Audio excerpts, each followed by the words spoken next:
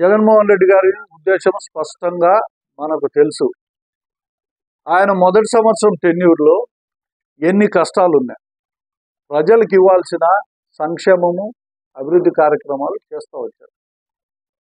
ఒక దుష్ప్రచారం, ఒక విష ప్రచారం ఆయన ఈరోజు ఓడించింది. గడిచిన సంవత్సరం 10 నెలలు, ఈ 10 నెలల్లో కూడా ఆయన్ని తలుచుకొని ప్రతి కుటుంబము లేదు ఈరోజు.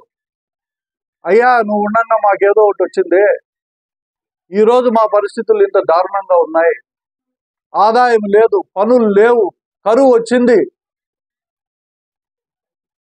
ఎక్కడ కూడా డబ్బులు దొరకడం లేదు, పిల్లల చదువులు కట్టలేని పరిస్థితి,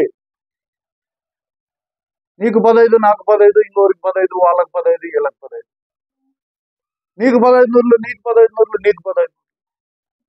ఇప్పుడు ఒక మంత్రి పచ్చ చొక్కా వేసుకొని ఒక ఆయన తిరుగుతూ ఉంటాడు, నీకు 15, నీకు 15, నీకు 15 అని చెప్పేసినాడు, మంత్రి పదవి ఇచ్చినాడు.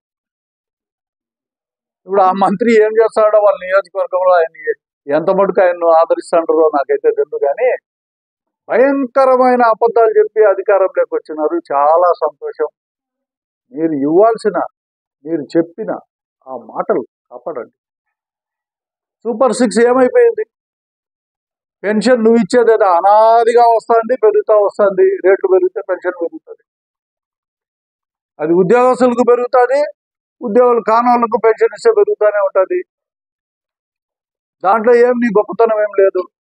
చెప్పిన మాటలు ఏమైనా జగన్మోహన్ రెడ్డి గారి 2.0 స్పష్టంగా ప్రజలకు ఎంత వీలైతే అంత మేలు చేసే పద్ధతిలో ఉంటుంది.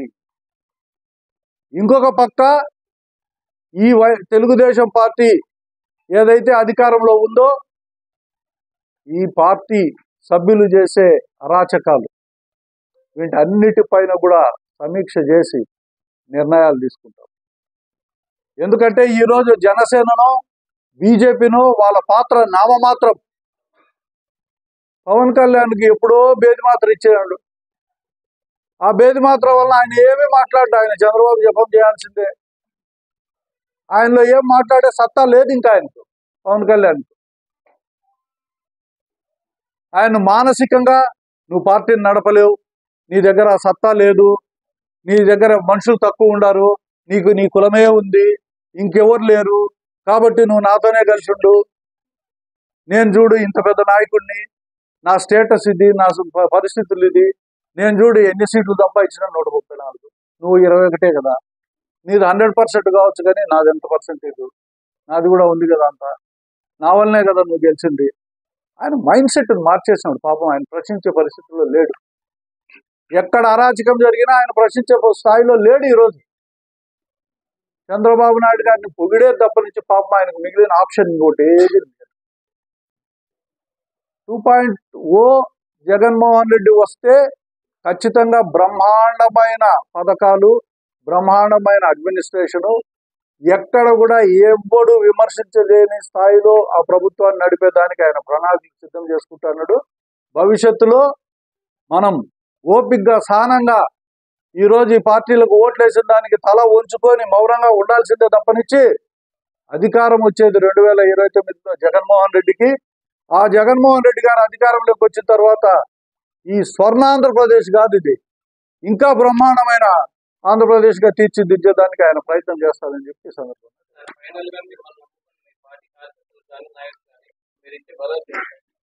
అందుకే నేను చెప్తాను, నేను ఒక పార్టీ నాయకుల గురించి మాట్లాడటం లేదు, ఒక్క వైఎస్ఆర్సీపీనే కాదు, తెలుగుదేశం వాళ్ళకు కూడా చెప్తాడా. నేను 10 సంవత్సరాలు మీకు బాధ్యునిగా ఉన్నా, మీరు ఎక్కడ కూడా ఈ 20 మంది గ్యాంగ్కు మీరు సహాయం చేసి ఏడాది ఇరకపోయారు. మీ పరిధిలో మీరు ఉండండి, మీరు గ్రామాల్లో కక్షలు పెట్టుకోవద్దండి. మీరు ఎంతసేపు అభివృద్ధి ఏదైనా కావాలంటే మీ నాయకులను అడిగి చేయించుకోండి, మీరు బాగుపడండి తప్పనిచ్చి మీరు వాళ్ళ ట్రాప్లో పడి. ఇప్పుడు మా జెడ్పీటీసీ రెడ్డయ్య ఆయన ఇంటికి పోయి దాడి చేసినారు. రాత్రిపూట పోయి ఆయన కొట్టొస్తారు, మాస్కులు వేసుకొని. సిగ్గు శరం మానం లేదు, పట్టపగులు కొట్టుకోండి. సిగ్గు శరం మానం ఉంటే రాత్రిపూట పోయి కొడతారా? ఆడవాళ్ళని పోయి కొడతారా? పోలీసు ఇంతవరకు చర్య తీసుకునిందే. అందుకే వాళ్ళని మేము రిక్వెస్ట్ చేస్తాను,